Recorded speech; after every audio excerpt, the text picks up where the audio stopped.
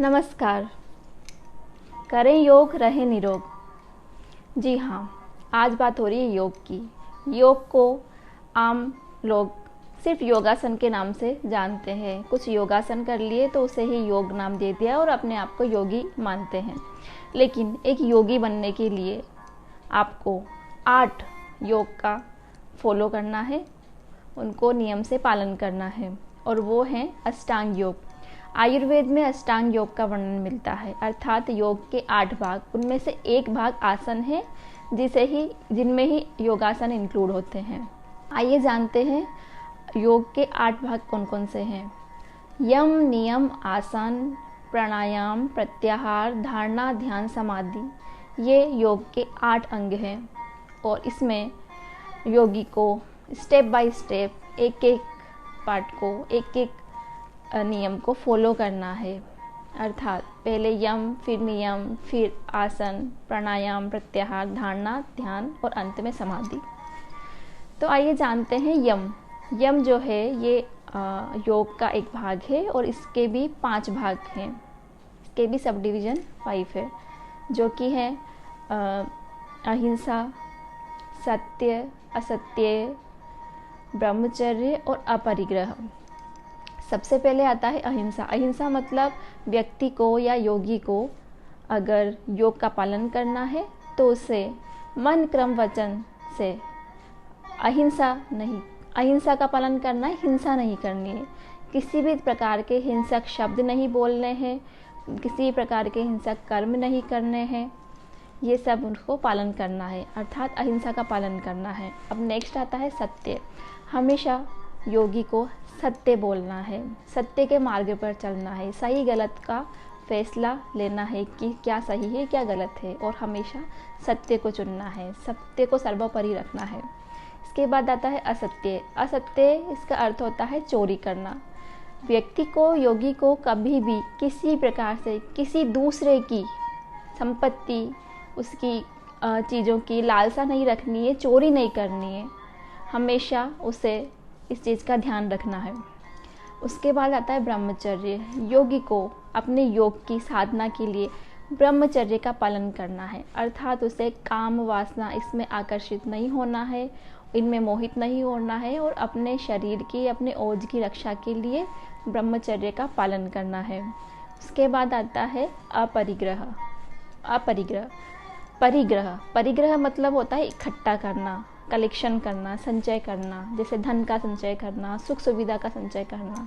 और अपरिग्रह का मतलब होता है इससे अलग, अर्थात योगी को हमेशा ये ध्यान रखना है कि उसे न्यूनतम से भी न्यूनतम धन और सुख सुविधाओं में जीवन यापन करना है, बिल्कुल न्यूनतम जो जीवन जीने के लिए ज़रूरी है।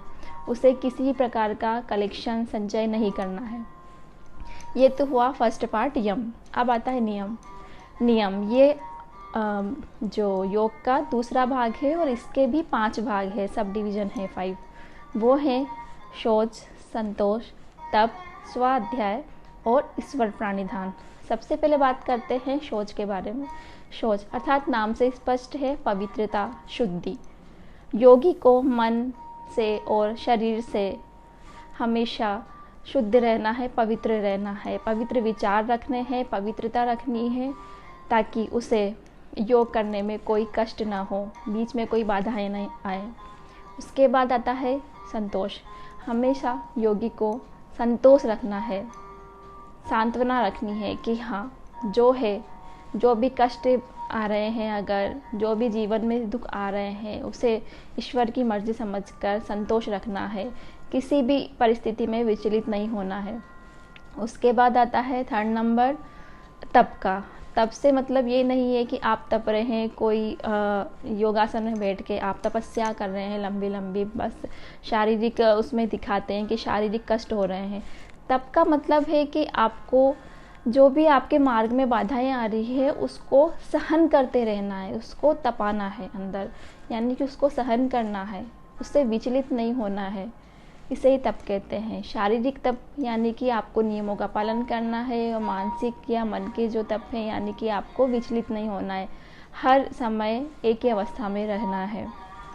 उसके बाद आता है सोच संतोष, तब के बाद आता है स्वाध्याय, अर्थात योगी को या व्यक्ति को स्वाध्याय स्वयं का अध्ययन करना है कि मैं कौन हूँ, मेरा क्या परिचय है, मेरा जन्म क्यों हुआ है, मेरे जन्म का उद्देश्य क्या है। इन सब बातों पर विचार करना है और अपनी जो बुद्धि है उसे एकाग्रचित्त करना है और सुख सुविधाओं में, माया में, जो जीवन की माया मोह में नहीं लगाकर अंतर मन में ध्यान केंद्रित करना है और आगे बढ़ना है। उसके बाद आता है ईश्वर प्राणिधान। हमेशा मन को, अपने कर्मों को फल की इच्छा किए बिना ईश्वर को समर्पित करते हुए जीवन जीना है। परमात्मा में सिर्फ परमात्मा के आनंद के लिए हमेशा परमात्मा के प्रति समर्पित रहना है।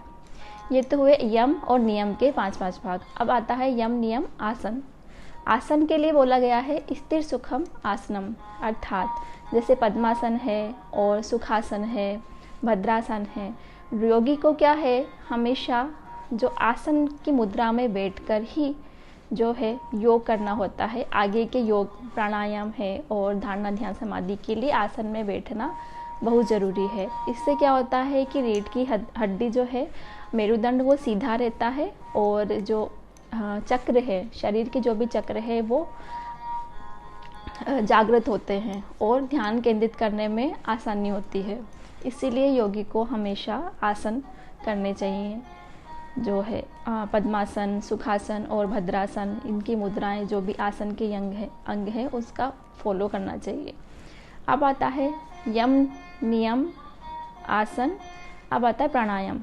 आसन के बाद में प्राणायाम, अर्थात प्राण, जो आपकी जो श्वास निश्वास प्रक्रिया है उस पर ध्यान केंद्रित करना है। हमेशा जो है बाहरी चीज़ों से हटकर अपने श्वास निश्वास की गति पर ध्यान केंद्रित करना है। और इसमें भी आपको एक कपालभाति, अनुलोम विलोम, नाड़ी शोधन, ये प्राणायाम फॉलो करने हैं। योगी को इनमें बैठना और ज़रूरी है, प्रत्येक दिन 1-1 घंटा इनको देना बहुत ज़रूरी है। इसके बाद आता है यम हुआ नियम, यम नियम आसन, प्राणायाम, प्रत्याहार। अब आता है प्रत्याहार।